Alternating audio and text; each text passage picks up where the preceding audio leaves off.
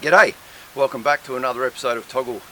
This week we should have another mixed bag of stuff that we're going to be doing. We're going to be doing a bit of timber milling, probably get the tractor out and about.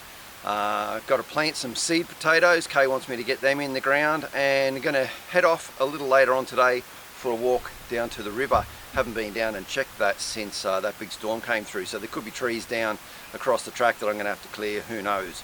So I've got a few things that I want to get done today. It rained all night last night. It was hammering down, so it's pretty wet up here this morning, but we're up for a clear day, so it should be dried out, which will make it a bit easier to get out this afternoon. Got my friend Mitch, come over here Mitch. My friend Mitch came up and he's going to help me today, just getting a few things done where I need a bit of heavy lifting and whatnot. But pretty much today's just going to be an enjoyable day. It's been a little while since I've been up the block, and it's a gorgeous day, so we're going to make the most of it. And the clouds are starting to build already, even though they said there's no rain due today, so fingers crossed there won't be any rain. It might just be a bit of cloud. Anyway, we're going to head over to the veggie patch. We're going to start planting these spuds. We'll get that done first. Yeah. So this is where we grew the corn last year, and this is where we're going to put the potatoes this year. So we just got to clear it up a bit, get a bit of the grass out. I'm not going to go totally overboard weeding it because the weeds are just going to grow back. And I know the potatoes will dominate once they start growing and sprouting. So we'll hook in and get a bit of this cleaned up, and then we'll get the spuds in, and I'll show you the seed potatoes in a minute.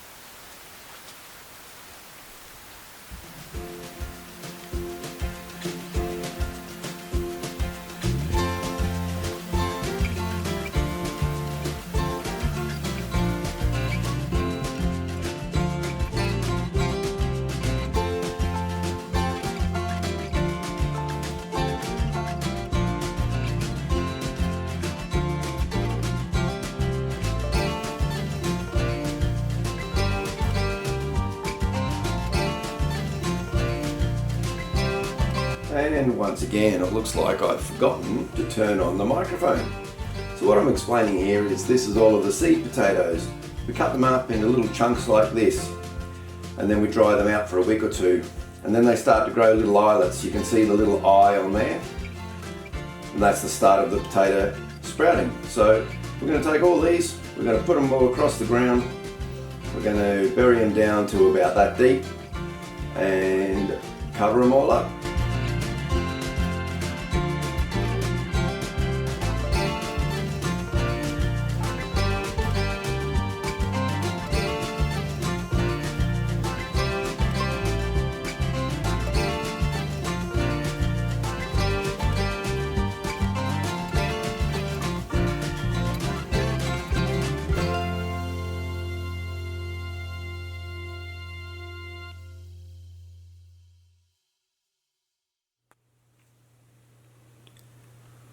And now that all that physical labour is done, I think it's time we go and have ourselves a coffee. I would have got a tarp full size for the roof and just strapped it down and I should have done it earlier, but I've got it.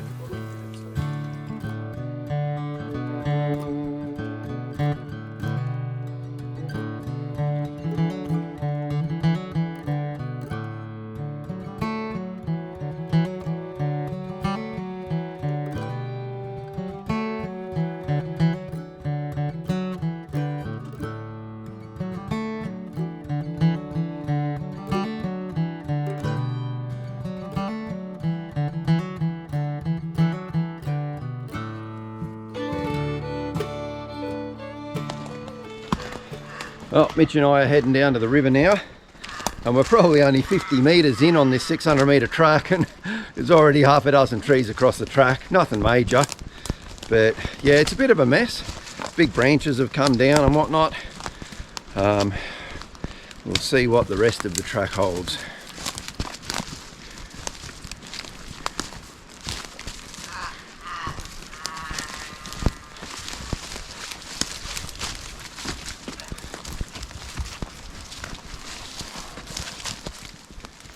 All right, probably about 100 meters in, and some of these trees, so this tree's down there. Mitch is just trying to get under that one.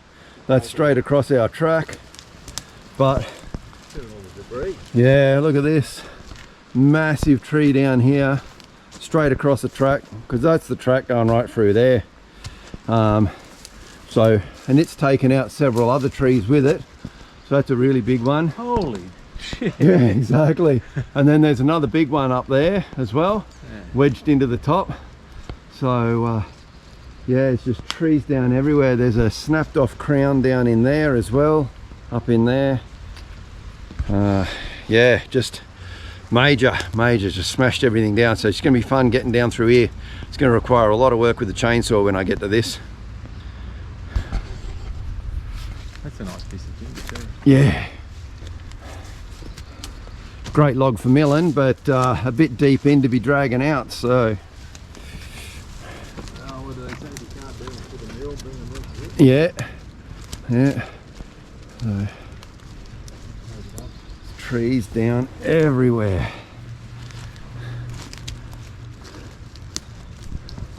Couple going down in sympathy with it. Yeah.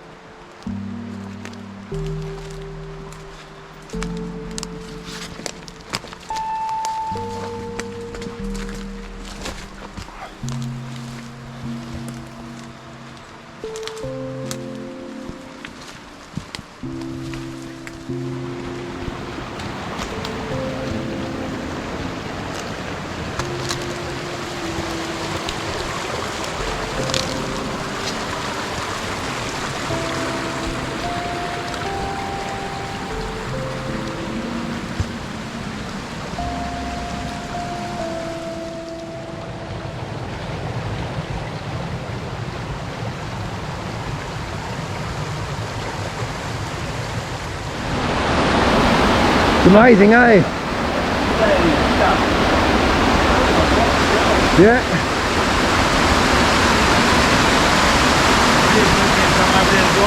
Yeah. Just jump onto that. Just sit down. No? We're gonna get back up. Yeah. Thank you.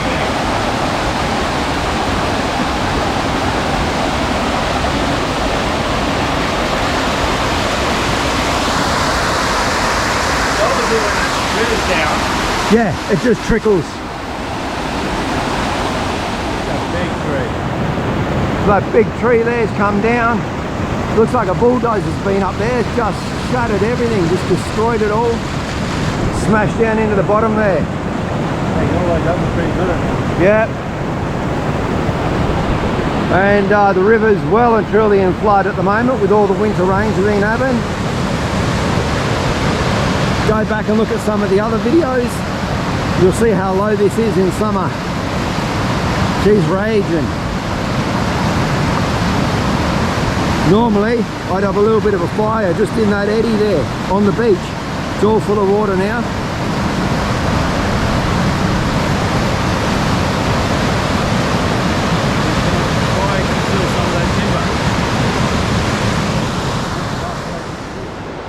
Well, Mitch and I have made it down to the river as you saw, but we've walked around and we've come to the underground river part. And with this much water, it doesn't go underground anymore. So have a look at this, and I'm going to compare it to some older footage as well. So there's that boulder there, and then there's this big one right there. This is where the water always disappeared. Out there, that was always dry in the summertime. The water goes under there. But with this much water flowing, and all across here, this is all big boulders that I would have hopped across in the past. All totally underwater now. And I'll pull up some of that earlier footage in the summertime and you can compare that. Keep an eye out for this big boulder right there where the water disappears into.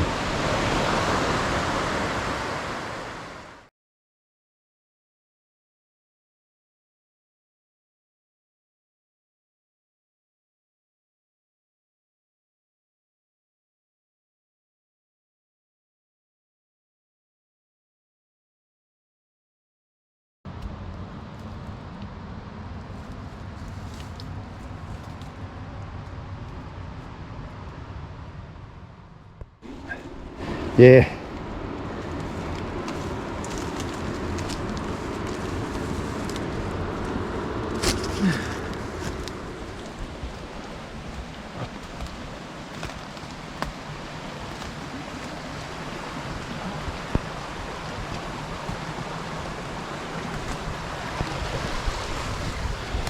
Well, we went down, we made it to the underground river, which ain't so underground now that it's been raining so much. Now we're just heading back up. It's time for some lunch. It's overdue for lunch. It's 1 o'clock and I'm getting hungry. I'm sure Mitch is too. So we'll get back, make a fire and cook up some grub.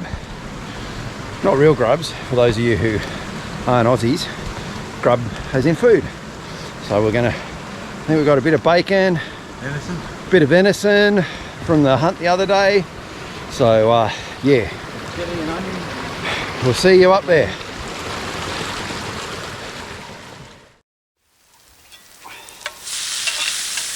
So for lunch I'm just frying up a bit of chilli and onion and some butter there.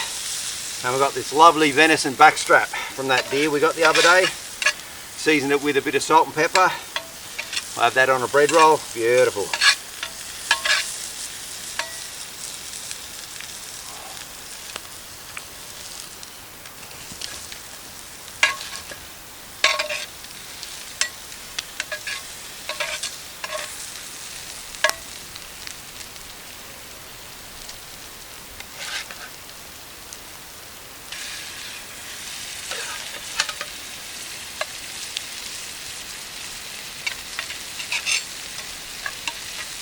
Just a nice slow cook. How long do you cook it for? Until I just light it's done. A mouthful of smoke. Yeah. You just want it nice and red in the middle, like nice and pink. Right. You don't want to overcook it, so it just depends on the heat. So the heat's low at the moment, which is good. It means we just give it a nice slow cook. So, that make it more tender? Yeah, yeah. Yep. Very dark meat. Yes, yeah, deer are.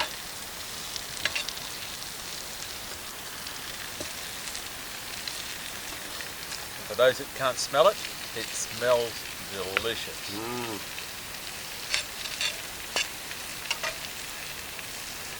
Alright. So what drinks do you recommend with that? Brown stout or, you know, brown? Anything that's got alcohol in it, I reckon.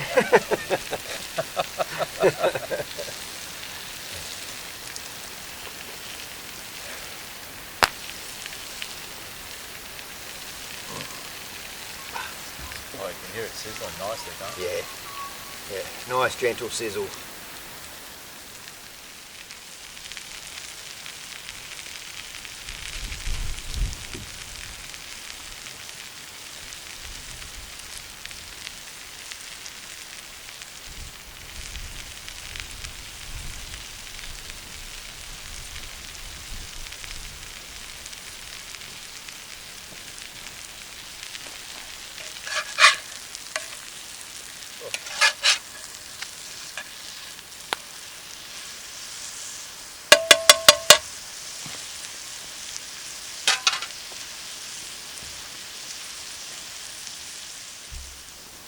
Alrighty, look at that. Wonderful. And how does it taste? Good? Oh yeah. Melt in your mouth. Even the dog likes it. Yeah. The back strap is the most tender part of the meat. Yeah, it's just beautiful.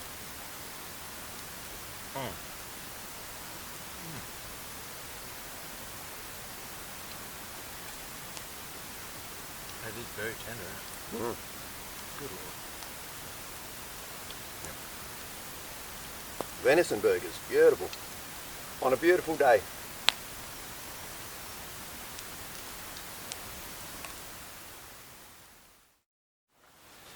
Well, after that delicious lunch, it'd be nice to have a snooze in the sun, but we got work to do.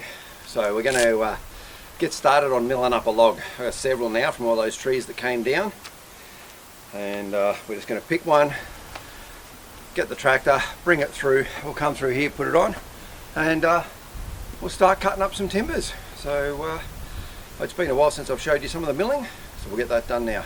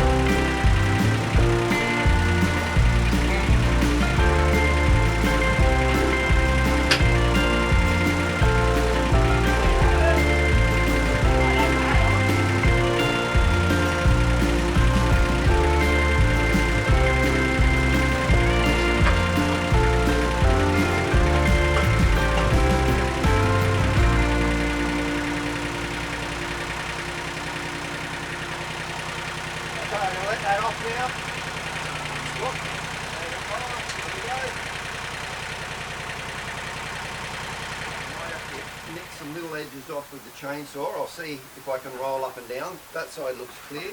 This side might need a little double check that, and then we'll start pulling it off.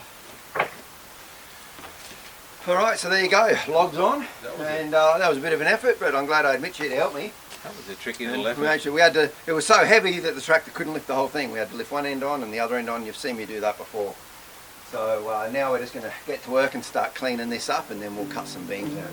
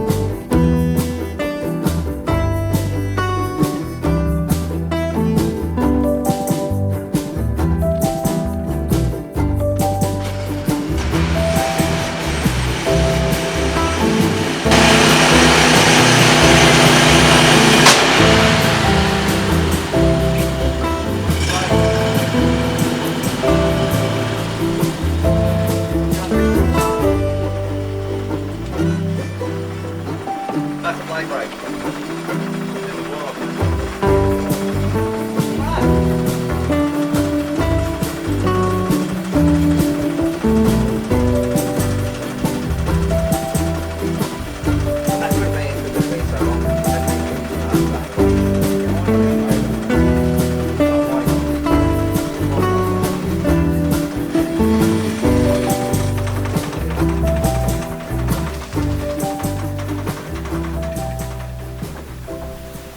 Well, that's it for today, because I just snapped another blade.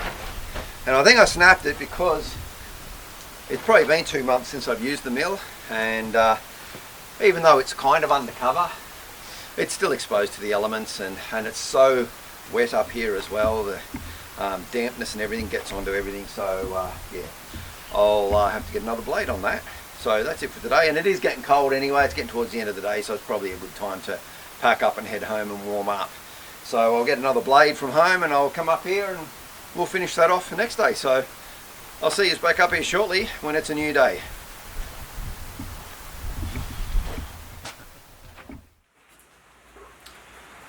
Okay, so that saw blade that I snapped the other day, I want to have a go at fixing it. So what I've done is I've got the saw blade suspended here. I've brought the ends around and I've got them together here down the bottom. Now what I needed was, I've used this big steel bar to keep them nice and flat, and then I've actually cut out a notch just like this. And what that notch means is that I can weld, and I've got the gap underneath. So then I've clamped on the left and right to clamp that down, and then I can use the straight edge of this square to make sure that the blade is perfectly lined up. So I know that it's perfectly flat. I know that it's not going to be off center. It'll be perfectly in line because I put the straight edge against it, and it's all lined up perfectly so that I can then weld that together. Now I have been told you can weld these. They just need to be welded and then ground nice and flat, because it does run through a spacer. So I need to get the weld pretty much as flat as what the metal is. So yeah, it'll be interesting to see how well it holds. As you saw, if the blade does snap, like it's all encased in those casings and everything, so if the blade snaps and I'm in behind it, there's no problem. It's totally safe. It's not going to be an issue. It's really not going to damage anything either. So for the sake of buying a new blade, I am going to have a crack at welding it and just see how well it goes, how long it lasts. You know, I mean, if I got to cut another 20 logs before I needed to weld it again, that'd be fantastic. It'd definitely be worth it, because the blades can be anywhere from $100 to $220 each. So yeah, you want to get the maximum life out of them that you can. And I think what I'll be doing from now on as well is, when I'm not using the mill up there, I think I'll take the blades off and bring them back home so I can keep them in a better environment where they're not going to be exposed to the weather, which you don't want them to be anyway. So yeah, this is all set, ready to go, and to have a weld. And I started the welder only to find out that the feed motor is not working. So my welder's shot. It was actually enough, like if I push the wire out, it's a MIG welder, if I pull the wire out, there's current through it, it'll weld, but I've pulled it apart and tested everything. The motor, the little motor that turns the wheels to push the wire through and feed the wire through, the motor still actually works. So it means there's a problem on the circuitry, because when it's connected to the circuit board, it won't turn.